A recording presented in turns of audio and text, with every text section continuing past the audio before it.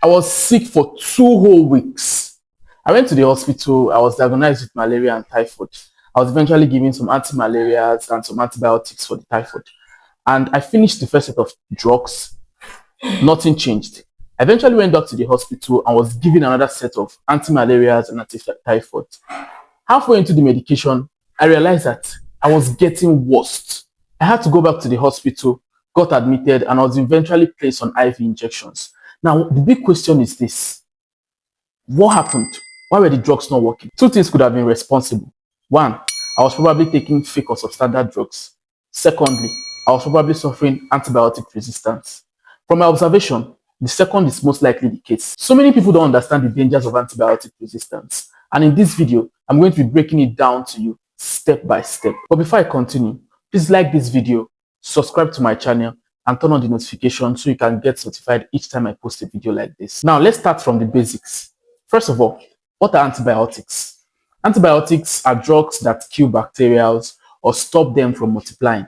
It is important to note that antibiotics only work against bacteria and not against virus, fungi, or whatever. Antibiotics can do this in several ways, either by destroying the cell walls of the bacteria or by stopping the production of protein. Now, what are antibiotic resistance? Antibiotic resistance happens when bacteria change in a way that makes antibiotics not to work on them.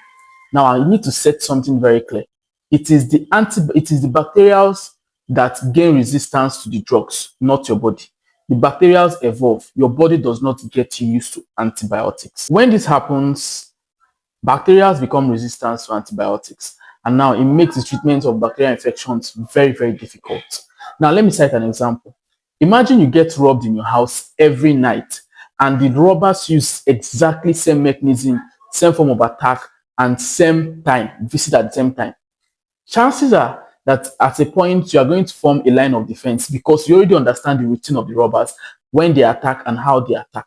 And there are very high chances that one day you're going to be able to overpower the robbers, right? Because you already understand their way of attack, their routine, and the time of the attack.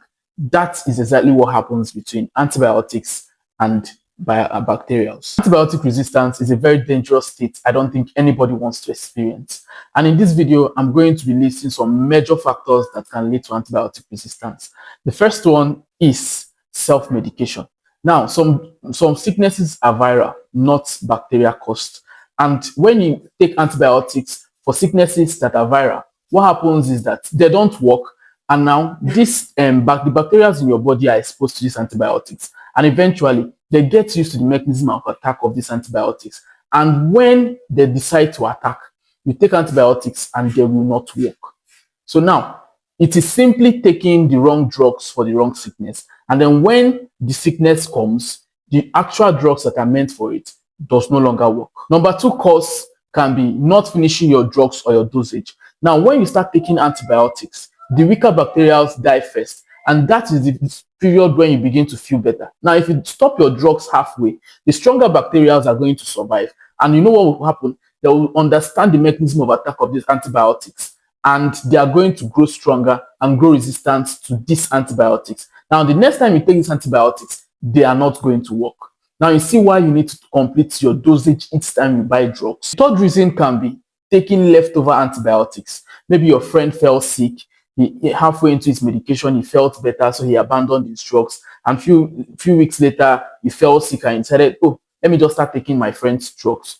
You are exposing yourself to antibiotic resistance. What happens is that because the dosage of these drugs are not complete, you are also exposing yourself to what? Antibiotic resistance. So the same way what happened in the first time, the weaker bacteria are going to die first and the stronger ones are going to survive, and they are going to grow resistant to these drugs. And when you take these drugs again, they are not going to work. Now, why is antibiotic resistance so dangerous? One, they can lead to longer hospital stays. Secondly, they can lead to IV treatment instead of oral treatment. Thirdly, they can lead to treatment failures.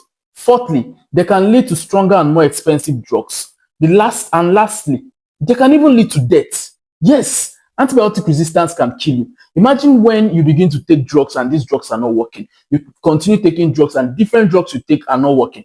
There are chances that this sickness is going to overpower you and you eventually die. So it is very important that you look out for yourself, complete your dosage, and be very careful when you're dealing with antibiotics so you do not expose yourself to antibiotic resistance. Modern medicine, childbirth, chemotherapy, and so many important aspects of medicine depend on antibiotics. And if antibiotics begin to fail, medicine as we know it is in trouble. If you've learned something new from this video, don't forget to give me a thumbs up, subscribe to this channel, and turn on the notification bell so you get a notification each time I post a video. In my next video, I'll be explaining some other factors that can lead to antibiotic resistance.